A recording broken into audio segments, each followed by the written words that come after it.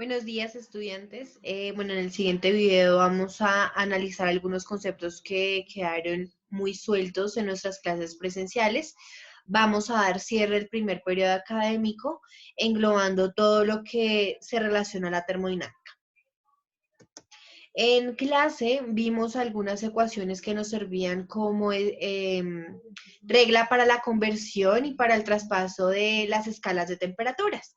Recordemos que las que vimos fue la Celsius, la Kelvin y la Fahrenheit. Aquí tenemos como tal los tres termómetros que me referencian a cada una de estas escalas. Tenemos el punto de ebullición del agua y el punto de fusión del agua. Recordemos que el punto de fusión es el punto en donde se llega al congelamiento, en este caso el cambio de fase de estado líquido a estado sólido de este compuesto que es el agua. Y de igual manera el punto de ebullición me hace referencia al paso de estado líquido a estado gaseoso del agua. Entonces tenemos que en la escala Celsius, el punto de ebullición del agua son 100 grados Celsius, en la escala Kelvin son 373 y en la escala Fahrenheit 212. De igual manera tenemos los puntos de fusión, que en la escala Celsius son 0, en la escala Kelvin son 273 y en la escala Fahrenheit 32. Recordemos que en la escala Celsius, en la escala Fahrenheit, por decirlo así, imaginémonos los dos termómetros, se encuentran divididos en 100 grados. ¿Sí? Entonces, cada grado Celsius que vaya aumentando en ese termómetro aumentará 1 grado Kelvin en el termómetro de esta escala. En cambio, en la escala de Fahrenheit, vemos que está gradualmente dividida en 180 grados. ¿Listo? Aquí tenemos nuestras ecuaciones para las diferentes conversiones. Aquí tenemos cómo pasar de grado Celsius a grado Kelvin, cómo pasar de grado Kelvin a grado Celsius, cómo pasar de Celsius a grado Fahrenheit y cómo pasar de grado Fahrenheit a grado Celsius. Aquí tenemos un ejemplo para ya hacer, digamos, como el recorderis total de cómo se hacen las conversiones. Entonces tenemos la temperatura de 50 grados Celsius corresponde al valor que se encuentra en la mitad de los puntos de fusión y de ebullición del agua a una presión de 1 atmósfera. Expresar este valor en grados Fahrenheit y grados Kelvin. Entonces aquí tenemos la ecuación que nos sirve para hacer la conversión de grados Celsius a grados Fahrenheit. Lo único que vamos a hacer es reemplazar este TC por el valor de la temperatura que nos dan en grados Celsius, hacer las respectivas operaciones de tal manera que me queda 9 por 50, 450, eso lo divido entre 5, me da 90, le sumo 32 y me da 122. Este resultado, ya haciendo todas estas operaciones, son los grados Fahrenheit a lo que se expresa como tal esos 50 grados Celsius. Vamos a hacer una conversión más porque nos están pidiendo como un punto B este valor en grado Kelvin. Entonces tenemos la ecuación de conversión para pasar Celsius a Kelvin y simplemente reemplazamos los 50 grados Celsius aquí donde dice TC. Hacemos en este caso la suma, 50 más 273, y eso me da 323 Kelvin. Eso rápidamente es haciendo memoria de lo que se hizo en clase, ya como tal para las conversión de unidades de temperatura. Ahora miremos este otro ejemplo. Determinar la temperatura tal que su valor en grados centígrados coincida con el valor en grados Fahrenheit. Es decir, que si tenemos los dos termómetros, tanto el de Celsius como el de Fahrenheit, vamos a ver en qué punto, si medimos una temperatura con los dos termómetros, me va a dar el mismo grado.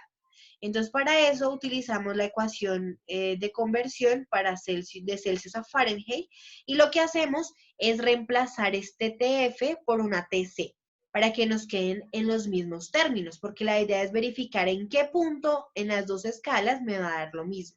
Es decir, que yo puedo cambiar este TC por TF para tener ambos en los mismos términos, o sea, TF y TF, o cambiar este TF por un TC y tener toda la ecuación con una sola incógnita, un solo término que me queda como tal por conocer.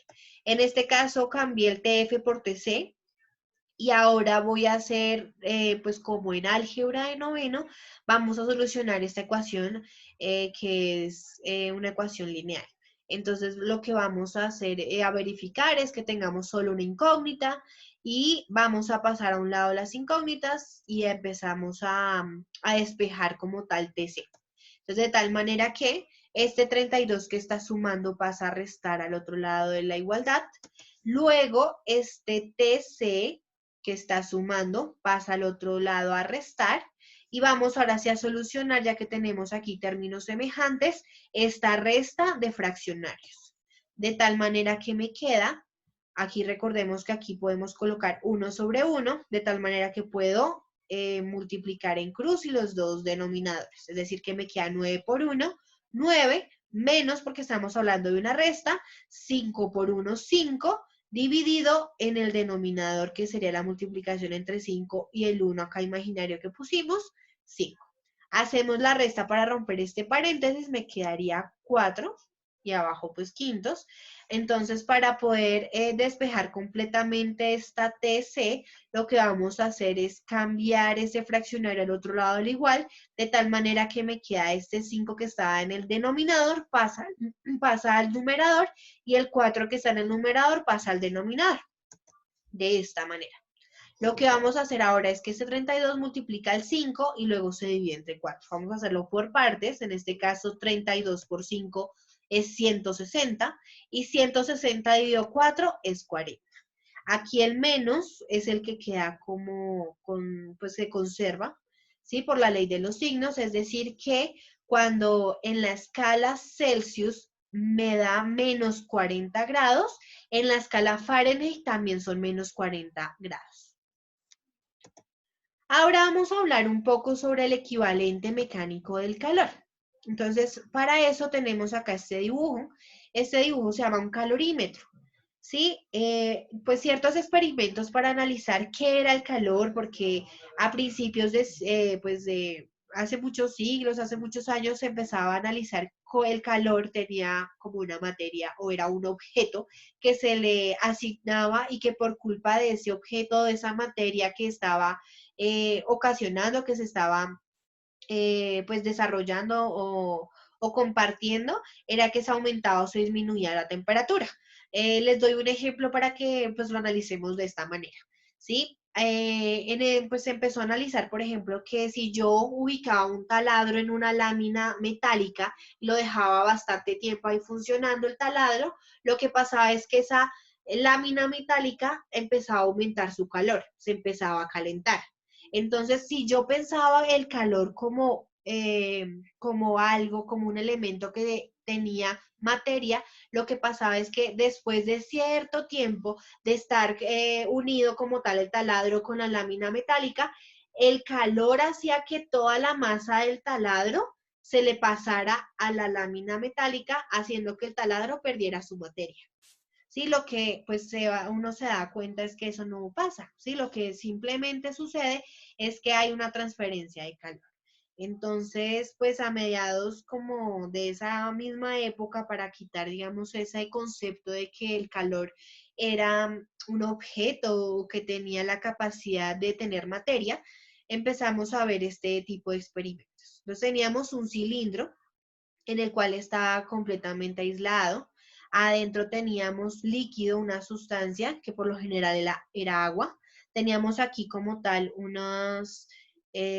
como unas hélices, ¿sí? Aquí teníamos el termómetro para verificar cuánta era la temperatura adentro de este objeto.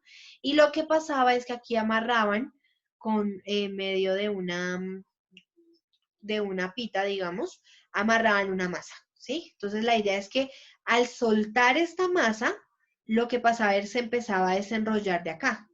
Y al empezarse a desarrollar la pita, por lo que por efecto de la gravedad caía la masa, empezaban a moverse estas hélices. Al empezar a mover estas hélices, el agua empezaba a moverse. Entonces, uno podría imaginarse que las moléculas del agua, entre ellas también empezaba a haber un movimiento. Entonces, al empezar a observar y a analizar como tal este calorímetro, empezábamos a ver o se empezaba como tal a observar que en el termómetro la temperatura aumentaba. Esto quiere decir que el calor ya no era visto como algo material, sino que estaba relacionado con la energía. Si ustedes recuerdan, el año pasado en décimo analizábamos tipo de energía. La energía que estaba relacionada con la altura, en este caso si yo lanzo esta masita o si la masa se desplaza, tendríamos un tipo de energía, el cual era la energía, teníamos la energía cinética y la energía gravitacional o la energía potencial. En este caso, como está relacionado a la altura en lo que en este caso sube o baja esta masa, podríamos decir que el calor se relacionaba con la energía potencial de esta masa. Entonces ya estábamos hablando del calor como un tipo de energía. Entonces, en este caso, empezaban ya a darle unidades en el Sistema Internacional de Unidades. El calor tiene también unidades de energía. Recordemos que el año pasado la energía, generalmente cualquier energía, la energía mecánica, la energía cinética o la energía potencial, se medía en joules. Entonces, para hacer, digamos, nosotros en general podemos decir que el calor se mide en calorías. Entonces tenemos que la caloría, cal, que se define como la cantidad de calor que debe absorber un gramo de agua para que su temperatura aumente en 1 grado centígrado.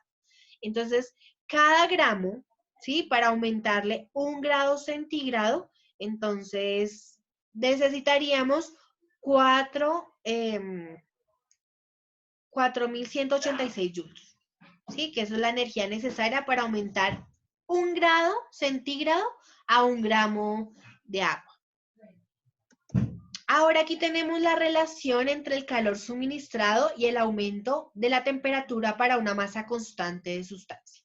Entonces aquí vemos en la gráfica que son inversamente proporcionales. ¿Qué quiere decir inversamente proporcionales? Que a medida que vaya aumentando la temperatura, va aumentando también el calor. Entonces, a medida que nosotros tenemos cierta cantidad, digamos, de sustancia, entonces lo que vamos a observar es que al ir aumentando la temperatura, va aumentando el calor. De igual manera, es inversamente proporcional si lo que yo hago es disminuir la temperatura, pues va disminuyendo el calor. Aquí es análisis más que todo gráfico. De igual manera, tenemos que la relación entre el calor suministrado y la masa para un aumento constante en temperatura de una misma sustancia. Entonces, aquí ya tenemos una gráfica, pues, que podemos relacionarla, que tiene el mismo comportamiento, pero vamos a ver que las variables son distintas. Aquí tenemos la masa del agua y aquí el calor medido en calorías. Entonces, si aumentamos cierta cantidad, en este caso de una sustancia que puede ser agua, 40 grados centígrados, entonces vamos a ver que va aumentando también su calor. ¿Sí? Aquí ya vamos analizando como más a fondo la gráfica que vimos anteriormente. Ahora, ¿qué pasa si nosotros tenemos dos sustancias distintas y las vamos a analizar en una misma gráfica? Entonces tenemos 100 gramos de alcohol etílico y 100 gramos de agua. ¿Sí? Vemos que aquí en estas dos rectas que sucede, digamos, en esta gráfica donde estamos relacionando la temperatura y el calor, vemos que es mucho más fácil calentar el alcohol etílico que el agua. Aquí vemos por qué, por la pendiente que tienen estas rectas. ¿Sí? ¿Qué tan inclinadas están las rectas? Entre menos inclinada está la recta, que en este caso la del agua, eso me indica que es mucho más difícil aumentar la temperatura y aumentar el calor a esta sustancia, que en este caso es el agua. Ahora, ¿por qué pasa esto? Entonces, no es lo mismo querer aumentar, pues, el calor en diferentes sustancias, ¿sí? Por ejemplo, si nosotros tenemos una olla metálica, una olla de vidrio o un objeto que es de diferente material o diferente elemento. Entonces, lo que vemos es que depende de qué material está hecho este objeto para que se me sea más fácil o más difícil aumentar o disminuir su temperatura. A eso se le llama calor específico. Todas las sustancias tienen calores específicos diferentes. Y eso me va a indicar es a medida o cuánto calor se necesita para aumentar pues un grado de esta temperatura. Entonces aquí como tal tenemos el significado de calor específico que me dice así. El calor específico de un material es la cantidad de calor que se debe suministrar a un gramo de sustancia para que su temperatura aumente 1 grado centígrado. Entonces aquí en la tabla tenemos, por ejemplo, que para el agua necesitamos 1 caloría, ¿sí? Pero aquí tenemos también que se puede medir en calorías sobre gramo por grado centígrado o en joule sobre kilogramo por Kelvin. Aquí tenemos, pues, dependiendo las unidades que tengamos, aquí tenemos como tal que, por ejemplo, para el agua, así como lo teníamos anteriormente, necesitábamos 4.186 calorías para aumentar 1 gramo, eh, 1 grado centígrado. Entonces aquí tenemos para diferentes sustancias y esto me indica que para saber el calor suministrado o el calor cedido de una sustancia con ayuda del calor específico, debo seguir esta ecuación, ¿sí? Esta ecuación es muy sencilla, simplemente debo conocer la masa de la sustancia, el calor específico y recordemos que este delta de T me indica el cambio o la diferencia entre las temperaturas. ¿Cuál es? Entre la temperatura final y la temperatura inicial de esa sustancia o de ese elemento o de ese objeto. Aquí tenemos un ejemplo para que sea más sencillo, más fácil de entender este tema. Y me dice, comparar la cantidad de calor que se debe suministrar a 1.000 gramos de agua para que su temperatura varíe de 40 a 70 grados Celsius con la cantidad de calor que se debe suministrar a 1.000 gramos de hierro para que su temperatura varíe entre los mismos valores. Entonces, lo primero que vamos a hacer y lo que siempre hacemos es verificar cuál es la ecuación que necesitamos. Como nos están hablando del calor que se debe suministrar, pues es la ecuación que vimos ahorita. El calor suministrado o el calor cedido es la misma ecuación. Vamos a sacar como tal pues lo que me da el ejercicio. Entonces los datos son, me dicen que el cambio de temperatura tanto para los dos elementos, en este caso para el hierro y para el agua, sí, para el agua, es de 40 a 70. En este caso 40 es la temperatura inicial y 70 es la temperatura final. Es decir que esta diferencia o esta resta de temperaturas me da 30 grados centígrados. Ahora sacamos como tal las dos, para los dos elementos, tanto para el agua como para el hierro, cuáles son nuestros datos. Entonces tenemos aquí para el agua y aquí para el hierro.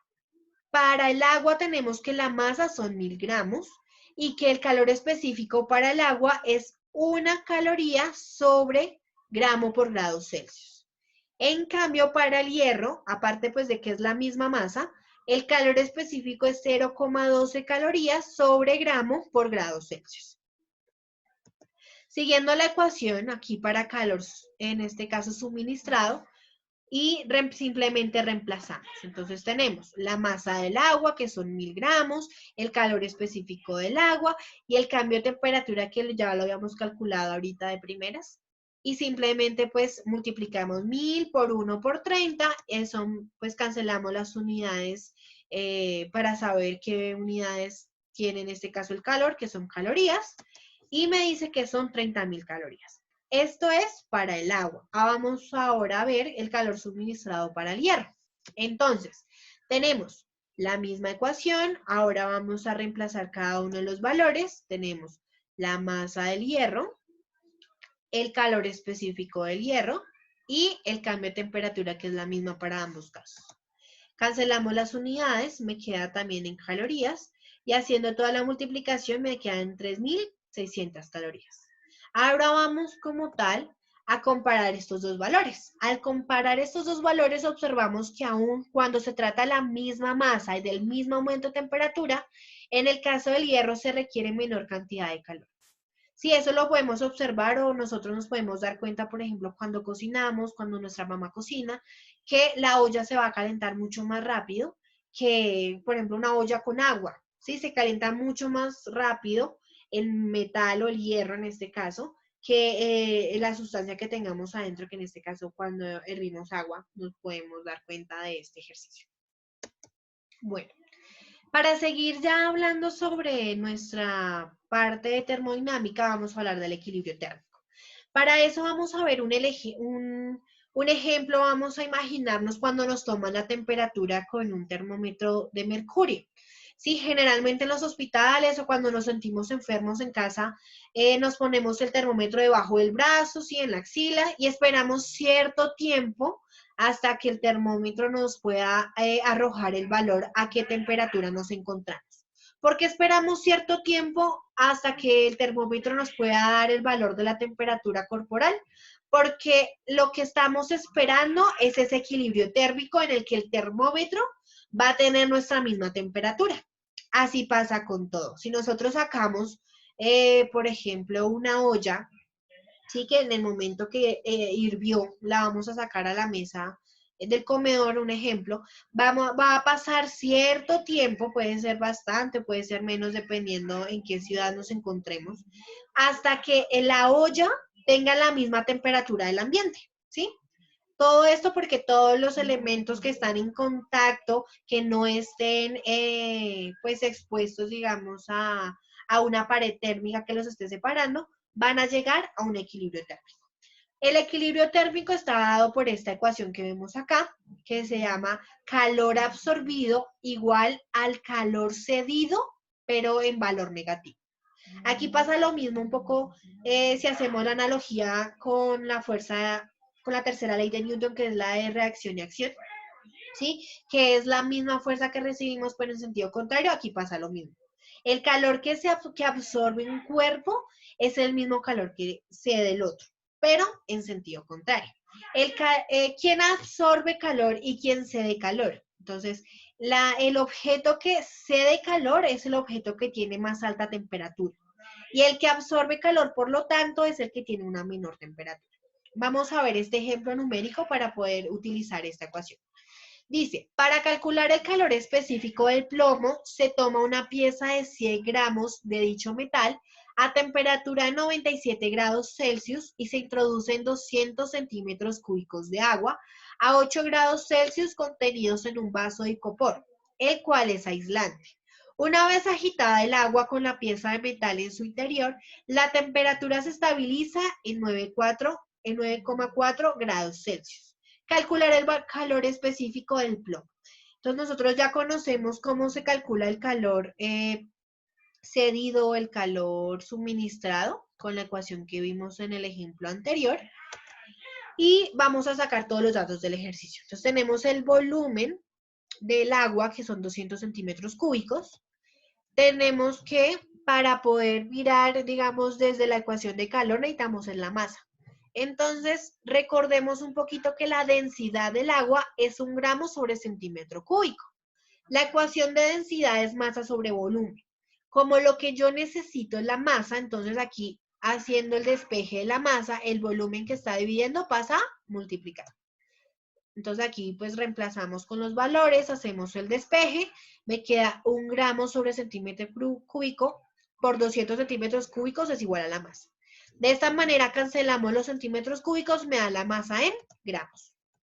En este caso, 200 gramos de agua.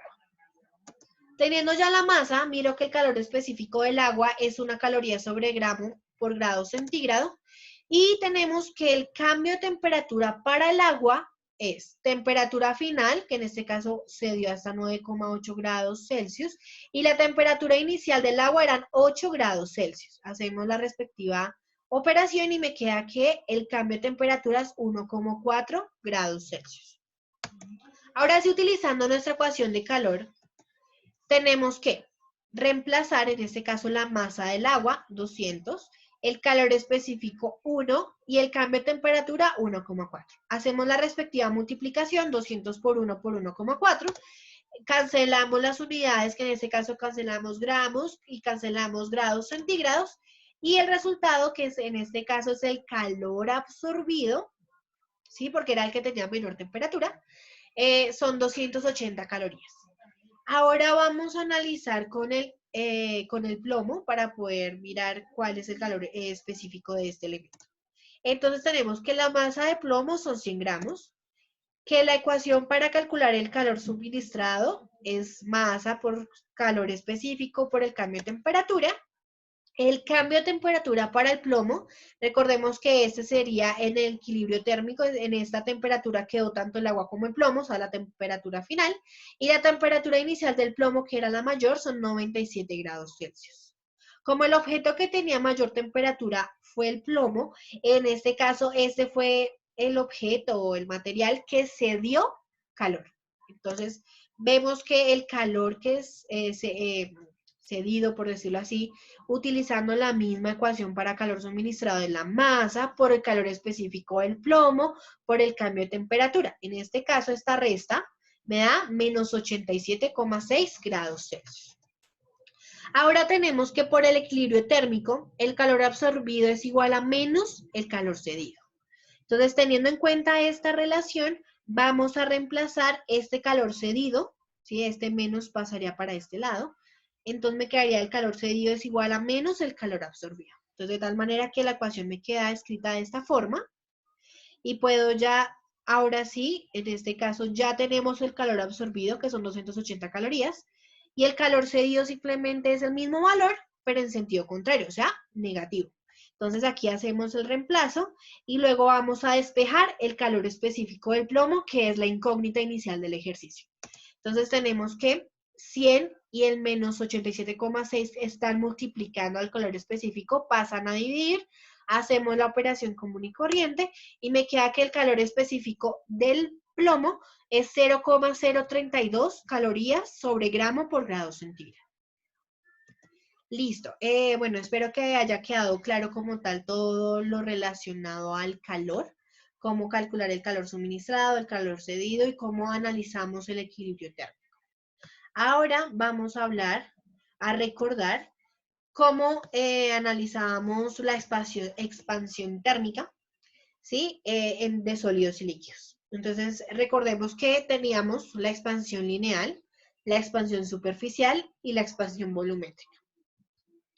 Listo. Todas las tres ecuaciones tienen la misma forma.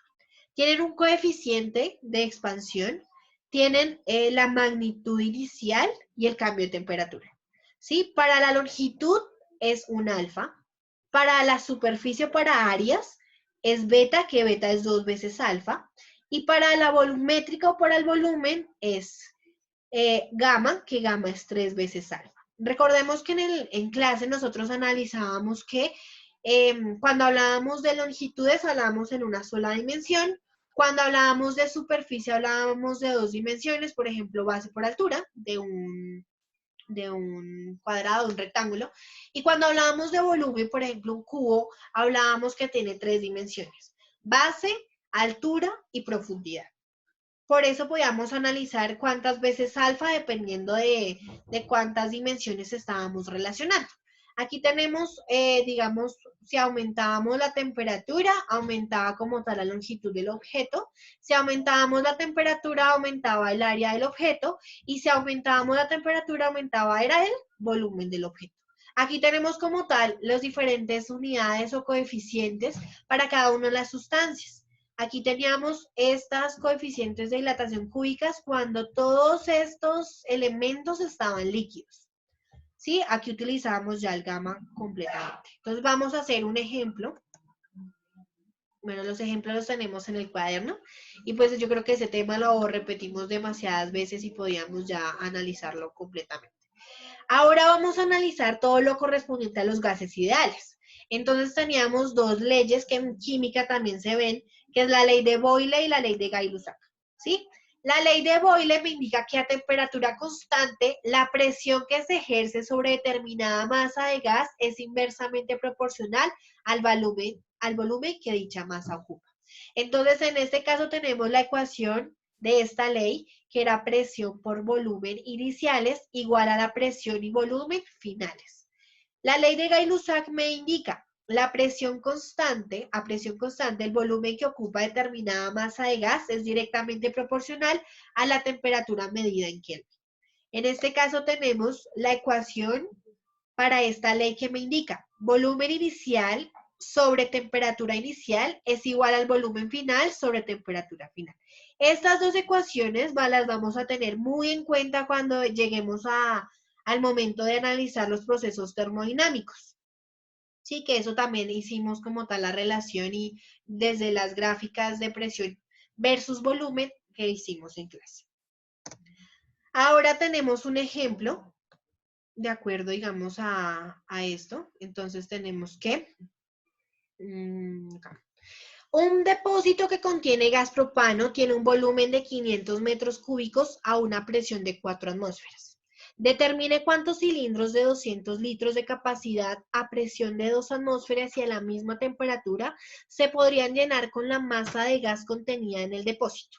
Entonces vamos primero a sacar nuestros datos del ejercicio. Entonces volvamos a leer. Un depósito que contiene gas propano tiene un volumen de 500. Entonces el volumen inicial son 500 metros cúbicos. A una presión de 4 atmósferas. Presión inicial, 4 atmósferas. Determine cuántos cilindros de 200 litros de capacidad a presión de 2 atmósferas. Presión final, 2 atmósferas y el volumen final es la incógnita. Es decir que en este momento tenemos la ley de Boyle para poder calcular, en este caso, lo que necesitamos saber o conocer en este ejercicio. Entonces vemos que la ecuación de la ley de Boyle es esta y que nuestra incógnita es el volumen final, volumen 2. Es decir que la presión que está multiplicando pasa a dividir y ahora reemplazo con los valores de la lista de datos. Me dice que presión 1, 4 atmósferas, volumen 1, 500 metros cúbicos y presión 2, 2 atmósferas. Entonces, ahí, haciendo las operaciones correspondientes, cancelamos las mismas unidades atmósferas, me queda en metro cúbico. Me indica que 1000 metros cúbicos es el volumen final. Ahora vamos a saber cuántos cilindros con esta capacidad de 200 litros son los que se necesitan o los que se pueden llenar cuando la presión es 2 atmósferas. Entonces, para esto, tenemos que hacer una regla de 3. Tenemos que un metro cúbico son 1000 litros. Como el resultado del volumen final son 1000 metros cúbicos, entonces igual, hacemos la regla de 3 con las mismas unidades debajo de las mismas unidades. Entonces, debajo de metros cúbicos y debajo de litros, la incógnita que es la que estamos buscando. Recordemos que en una regla de 3, los que están diagonales se multiplican, que en este caso son 1000 y 1000, y el que queda solito, que en este caso es 1, es el que queda dividiendo. Cancelamos las unidades arriba y abajo que me quedan igual, hacemos la debida multiplicación y me queda que es 1, 2, 3, 1 millón de litros. Pero entonces ahí nos están preguntando cuántos cilindros. Ya sabemos la capacidad en que podemos llenar a una presión de 2 atmósferas, que son 1 millón de litros. Ahora, para calcular cuántos cilindros, simplemente ubico 1 millón de litros dividido en 200, que sería la capacidad de los cilindros, y eso me queda que necesito o puedo utilizar o puedo llenar 5000 cilindros a la 1 atmósfera de 2. ¿Listo? Espero que haya quedado claro en este caso cómo se puede utilizar las ecuaciones de las dos leyes de gases, o la de Gay-Lussac o la de Boyle, dependiendo las unidades o los datos que nos bota o nos arroja el ejercicio.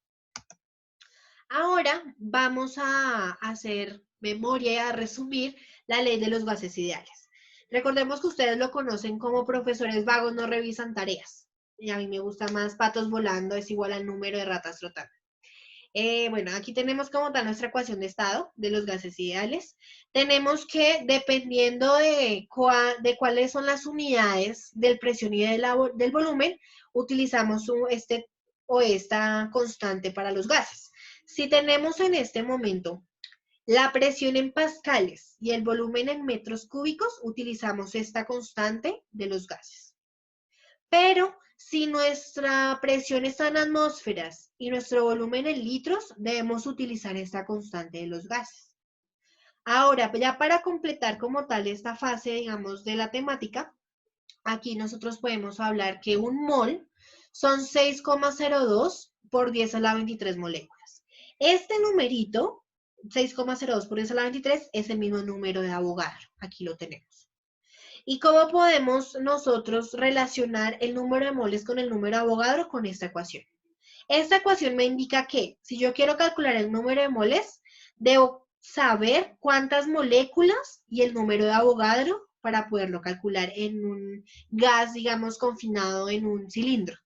¿Sí? Entonces, ya teniendo en cuenta como tal estos daticos, vamos a hacer este ejemplo.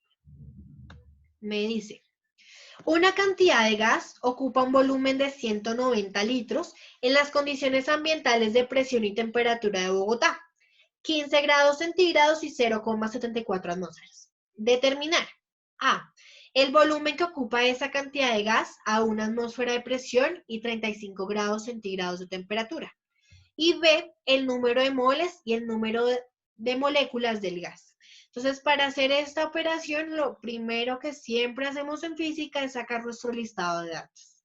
Entonces, en este caso tenemos que el volumen que nos están hablando acá son 190 litros, la temperatura son 15 grados Celsius y la presión 0,74 atmósferas.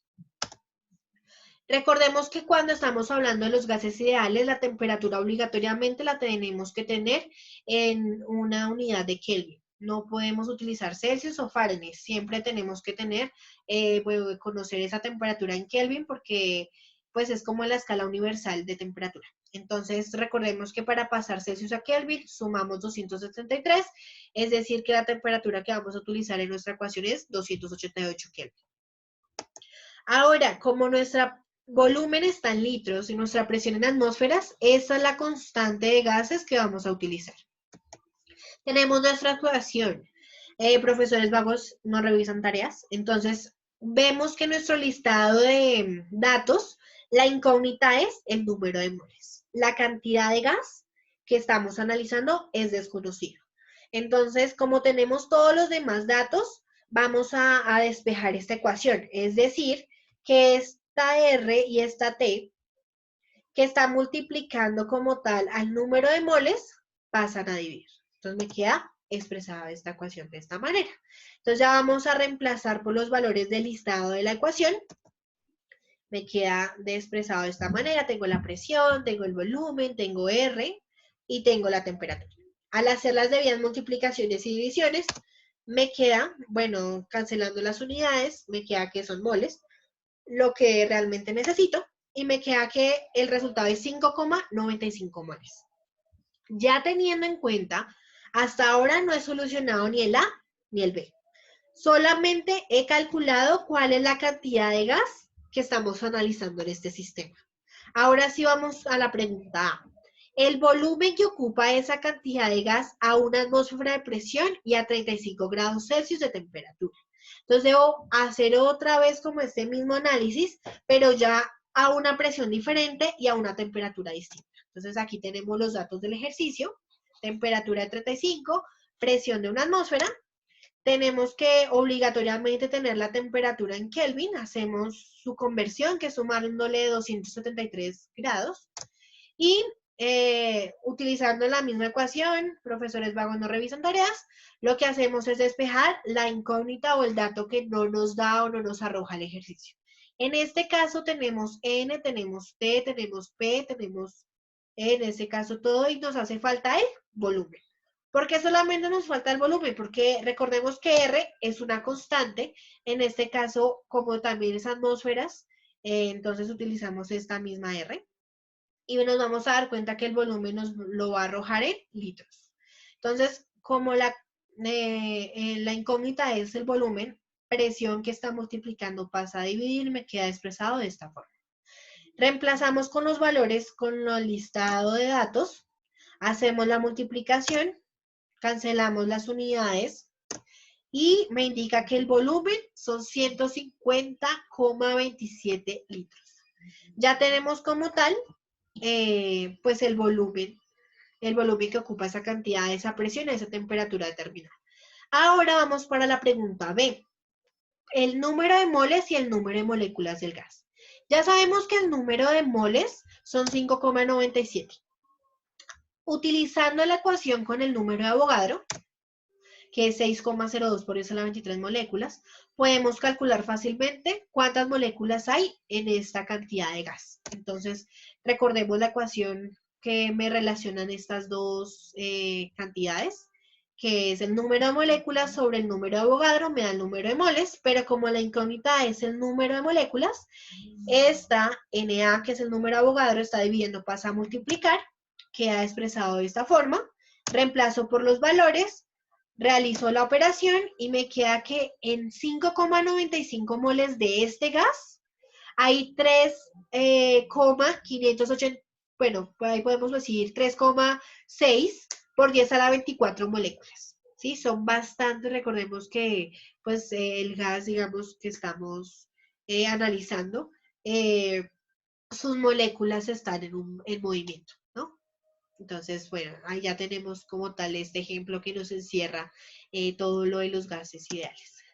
Ahora, este ejercicio aparece en el punto, creo que en el punto 5 del Aprenda Haciendo y lo vamos a analizar paso a paso.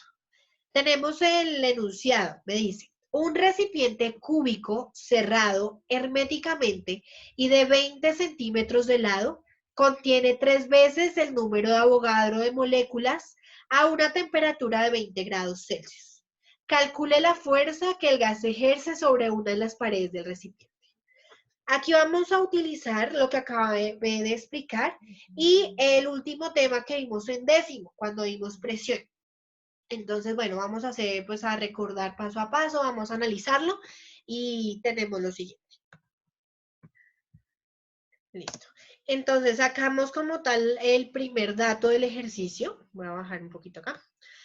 Que dice que es un recipiente cúbico de 20 centímetros de lado.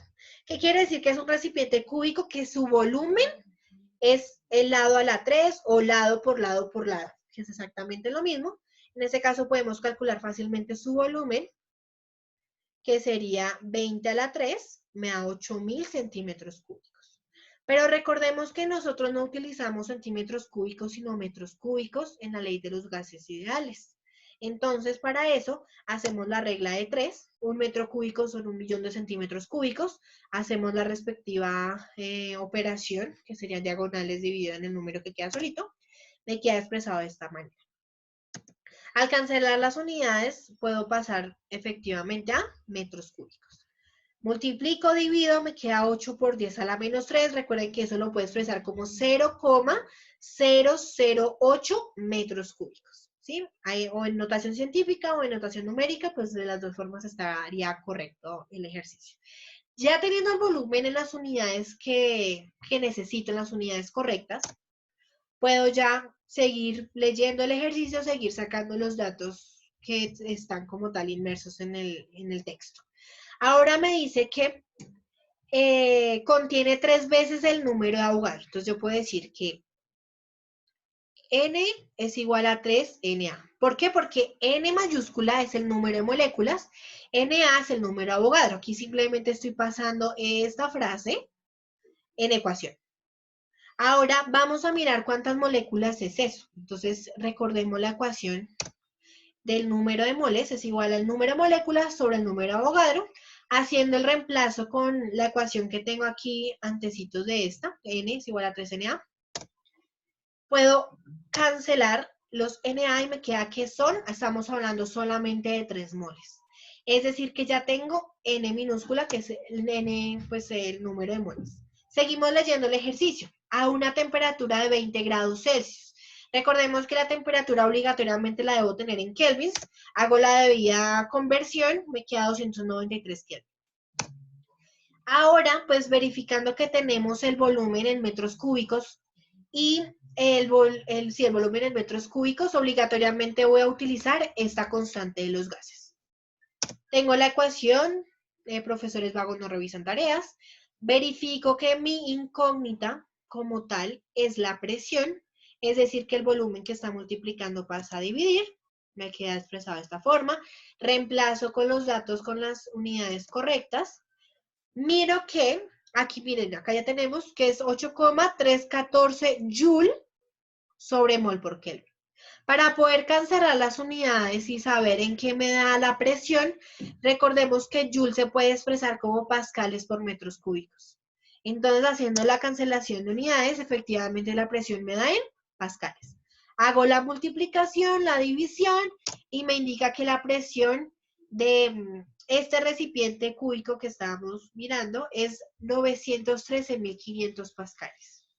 Hasta aquí ya calculé la presión de ese gas. Pero la pregunta o la incógnita del ejercicio es calcule la fuerza que el gas ejerce sobre una de las paredes del recipiente. Entonces, perdón,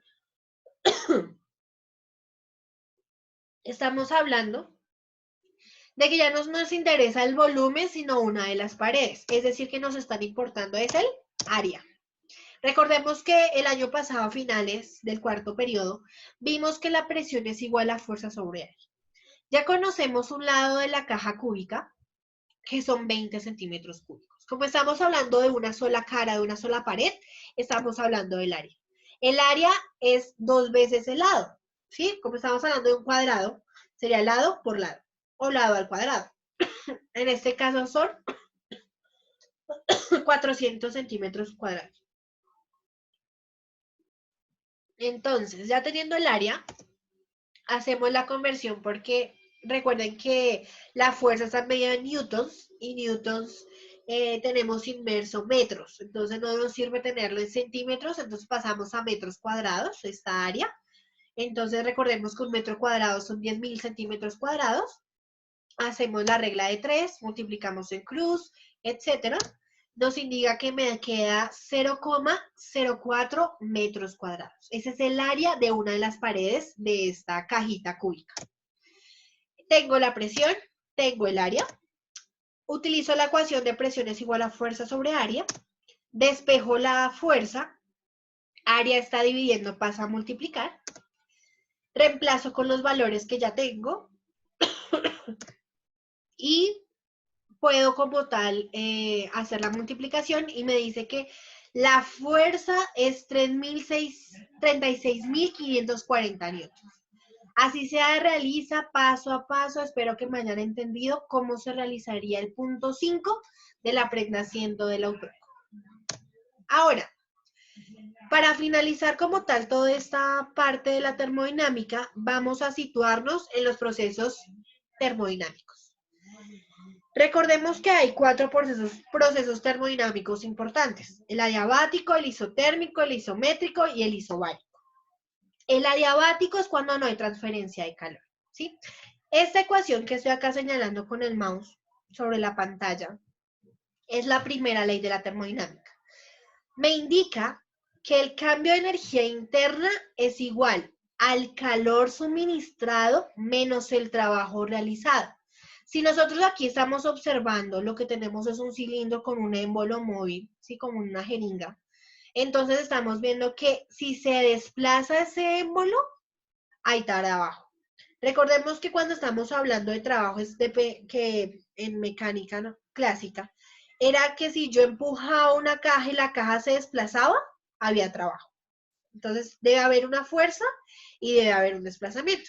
En este caso, como estamos hablando de gases, debe haber una presión que es muy parecida a lo que vimos ahorita. Entonces, por ejemplo, en el proceso adiabático tenemos aquí, hubo un cambio, hubo un desplazamiento del émbolo. En este primero estaba acá, pasó acá. Hay un cambio de temperatura, miren, pasó de una mayor temperatura a una menor temperatura, pero no hubo transferencia de calor. Recordemos que temperatura es diferente a calor, ¿sí? Que en física ya no podemos decir, ay, es que tengo calor o es que tengo frío, si estamos hablando de las temperaturas del ambiente, si estamos hablando de la temperatura corporal. Entonces aquí como tal, por fuera del sistema, estamos hablando de unas paredes que están aislando el calor o la temperatura que está por dentro del sistema. No hay una transferencia de calor hacia el sistema que está por fuera, digamos, de este émbolo.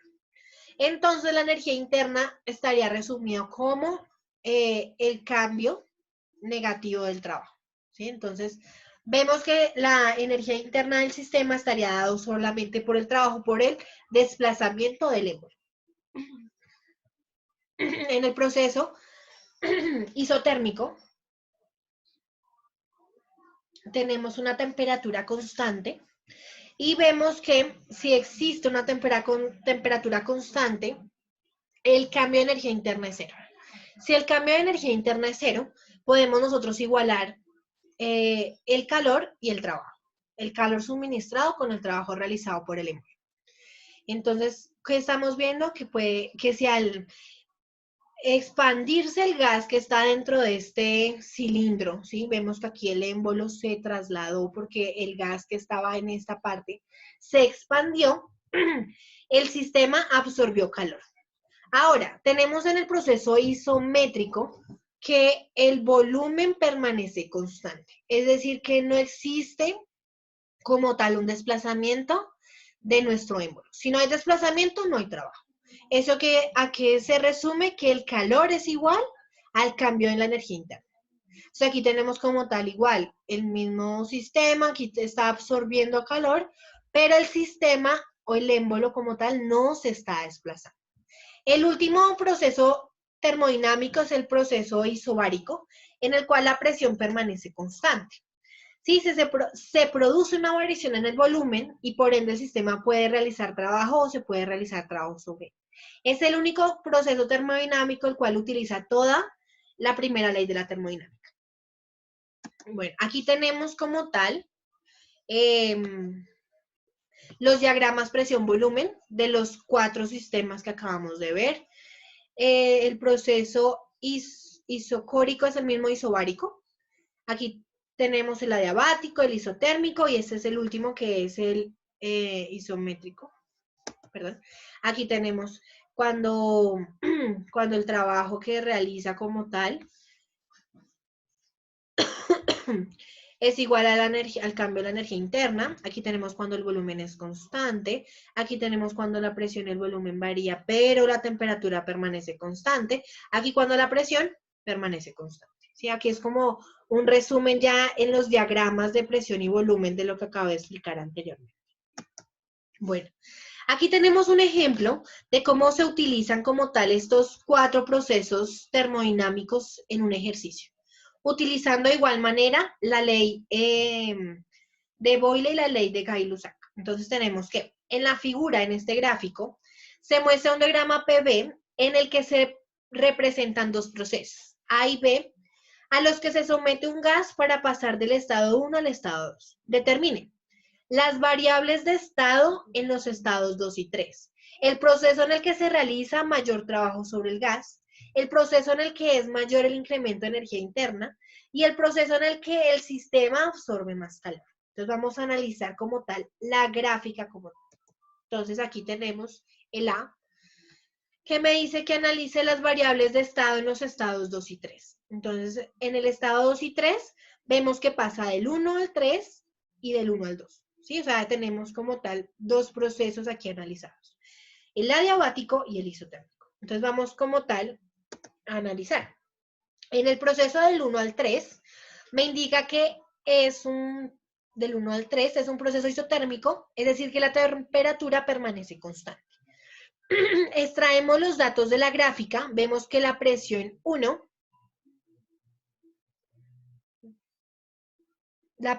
acá está, es 1 atmósfera.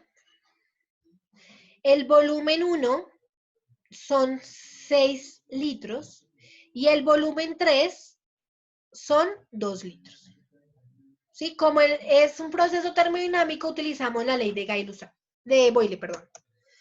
Entonces, utilizando la ley de Boyle, como estamos hablando de presión final e inicial, pues aquí ya los enumeramos según la gráfica que tenemos. Aquí tenemos el punto 1 y el punto 3. Inicial 1, final 3. Vemos que nuestros datos del ejercicio, lo que nos hace falta es la presión 3. Entonces, el volumen que está multiplicando pasa a dividir. Reemplazamos con los valores que tenemos en el listado de datos. Hacemos la de multiplicación y división. Y me queda que la presión 3 son 3 atmósferas. Entonces, aquí tenemos analizado todo el primer proceso. En este caso, el isotérmico. Ahora vamos con el proceso 3-2, perdón, que ocurre a volumen constante. Si el volumen es constante, entonces estamos analizando la ley de Gay-Lussac, que en este caso es presión, relaciones entre presión y tiempo. En este caso, como estamos hablando del 2 y 3, ya que el volumen, en este caso siempre es 2 litros, acá miren acá este punto de la gráfica. Entonces nuestra incógnita, según los datos, miremos, presión 3, son 3 atmósferas, temperatura 3, son 300 Kelvin, y temperatura 2, 400 Kelvin. Entonces, en este caso, vamos a mirar que nuestra incógnita, bueno, aquí podemos hacer como un cruce de las temperaturas para que no nos queden fraccionarios de esta manera.